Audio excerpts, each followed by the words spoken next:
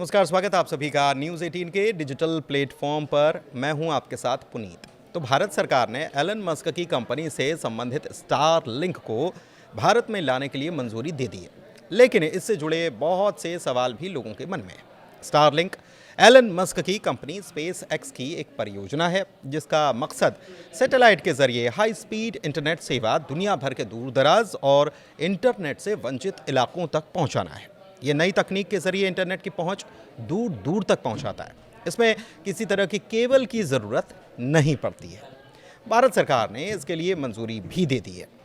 भारत सरकार ने स्टारलिंक को भारत में इंटरनेट सेवाएं शुरू करने के लिए लाइसेंस दिया है, जिससे कि अब ये देश में सैटेलाइट इंटरनेट सेवाएं शुरू कर सकेंगे। ये लाइसेंस भारत के दूरसंचार मंत्रालय ने जारी किया है। स्टारलिंक भारत में ऐसी तीसरी कंपनी बन चुकी है जिसे ये मंजूरी मिली है। इससे पहले रिलायंस जियो और यूटिलसेट के वन वेब को ये लाइसेंस भी मिल चुका है। भारत के कई ग्रामीण और दूर दराज क्षेत्रों में अब भी ब्रॉडबैंड या मोबाइल इंटरनेट की पहुंच बहुत सीमित है। स्टारलिंक इन इलाकों में भी तेज़ी से इंटरनेट उपलब्ध कराने का दावा करता है। कंपनी का फोकस जो है खासकर ग्रामीण और इंटरनेट वंचित क्षेत्रों पर रहने वाला है, जहां पर पारंपरिक इंटरनेट पहुंचाना बड़ा मुश्किल नज़र आता है। सवाल यह है कि भारत में क्यों स्टारलिंक खास है और ये किस टेक्नोलॉजी पर काम करता है। तो स्टारलिंक अमेरिकी अरबपति और स्पेस एक्स के मालिक एलन मस्क की सैटेलाइट इंटरनेट सर्विस है और इसका मकसद दुनिया भर के सुदूर और दुर्गम इलाकों में भी हाई स्पीड इंटरनेट कनेक्टिविटी पहुंचाना है।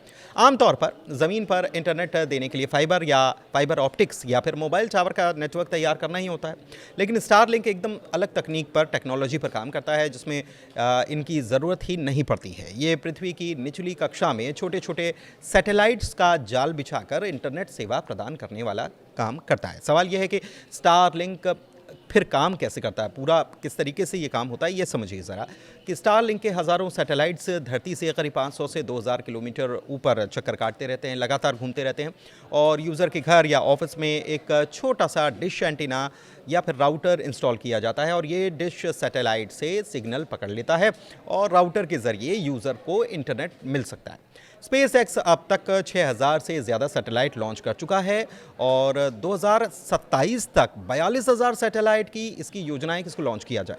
सवाल यह है कि भारत सरकार ने स्टारलिंक को आखिर मंजूरी क्यों दे दी। तो एलन मस्क की कंपनी स्टारलिंक जो है 2021 में भारत में प्री ऑर्डर लेना शुरू कर चुकी थी, लेकिन सरकार की मंजूरी के बिना है। उस वक्त दूरसंचार मंत्रालय जो है DOT, उसने उन्हें नोटिस भेजा था और इसके बाद कंपनी ने भारतीय लाइसेंस के लिए आवेदन किया। अब 2025 में भारत सरकार ने स्टारलिंक को सैटेलाइट ब्रॉडबैंड सर्विस देने की मंजूरी दे दी है। इसकी कई वजह हैं। देश के दुर्गम ग्रामीण और सीमावर्ती इलाकों में इंटरनेट कनेक्टिविटी की एक बड़ी समस्या है और बड़ी दरकार भी, बहुत ज़रूरी भी है। सरकारी फाइबर प्रोजेक्ट्स जैसे भारत नेट के बावजूद दूर दराज के गांवों और पहाड़ी इलाकों में कनेक्टिविटी अभी भी नहीं पहुंच पाई। लद्दाख, कश्मीर, उत्तराखंड, अरुणाचल जैसे इलाकों में बॉर्डर सिक्योरिटी और सिविल इस्तेमाल दोनों के लिए तेज़ और भरोसेमंद इंटरनेट की ज़रूरत बहुत ज़्यादा है। लिहाजा डिजिटलाइजेशन और गवर्नेंस को हर गांव तक पहुंचाने के लिए भी स्टारलिंक सैटेलाइट इंटरनेट सबसे तेज़ और आसान विकल्प माना जा रहा है। लेकिन सवाल यह है कि भारत में स्टारलिंक आने से क्या क्या बदल जाने वाला है।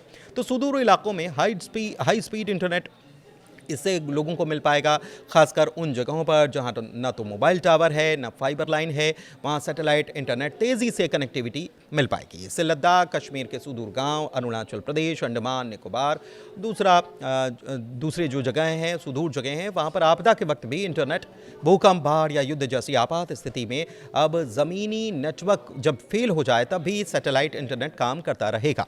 इससे सेना, प्रशासन, राहत कार्यों में बड़ी मदद मिल पाएगी। दुर्गम इलाकों के बच्चों को ऑनलाइन पढ़ाई और मरीजों को डॉक्टर से वर्चुअली कंसल्टेशन की सुविधा भी मिल पाएगी। स्मार्ट विलेज और डिजिटल इंडिया के सपने को उससे बूस्ट मिल पाएगा। गांवों में ऑनलाइन बैंकिंग, सरकारी योजनाओं की जानकारी, सेवा, ये सब बहुत आसान होने वाला है। लेकिन क्या स्टारलिंक का इंटरनेट मुफ्त में मिलने वाला है क्या? नहीं, ऐसा नहीं है बिल्कुल भी। स्टारलिंक एक कमर्शियल सर्विस है और किसी भी अन्य इंटरनेट सर्विस प्रोवाइडर की तरह पेड सर्विस होगी, तो इसमें आपको पैसा देना होगा। लेकिन इसमें कितना खर्च आएगा, ये भी एक बड़ा सवाल है।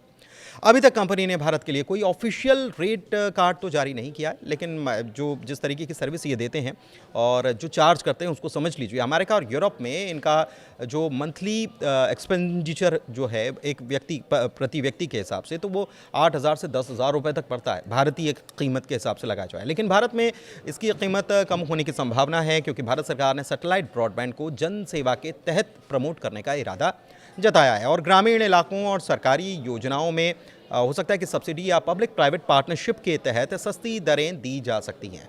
इसके कंपटीशन में वनवेब और जियो सैटेलाइट जैसी कंपनियां पहले से उतर रही हैं और इससे प्राइस वॉर भी हो सकता है और इसका फ़ायदा ज़ाहिर तौर पर, जब प्राइस वॉर होता है तो ज़ाहिर तौर पर इसका फ़ायदा जो है आम लोगों को मिलता ही है। धन्यवाद।